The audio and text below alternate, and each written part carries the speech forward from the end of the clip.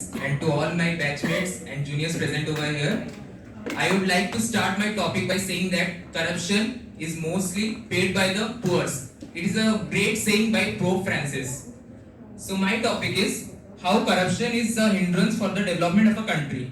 As we can know, the development of a country is basically dependent on the GDP, their economical factors, their judiciary factors, and their defense factors. We can basically say these are the most promising factors for the development of a country.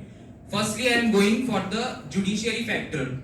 Till now, if we will accumulate, there are 4.7 crore cases pending all across the country, and in accumulate in the high courts nearly 1,67,000 we can say cases pending in the high courts. And the judges, there are nearly about 25,368 judges who are there for the cases of pending.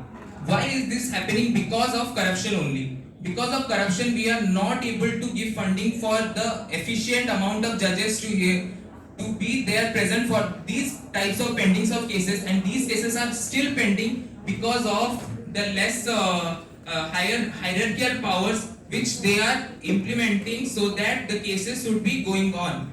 And the next which we are going to say is defense. As of because of corruption, we are getting less funding, so the quality, the wages and all that which we should give for the defense is going on decreasing. As a result, our defense is also depleting at a very fast rate, and that is also leading to corruption, and it is also taking as a hindrance for the development. Lastly, I would like to say by saying that in the economical factor, let me all tell you a hypothetical situation. Suppose you are a person and you know that some stock, some company is going to be merged, or they are having a funding from other source. The next matter of fact, what will happen is that the stock prices will hike up. A normal person, any one of you, as we know that human, the one thing which we all gather is greed.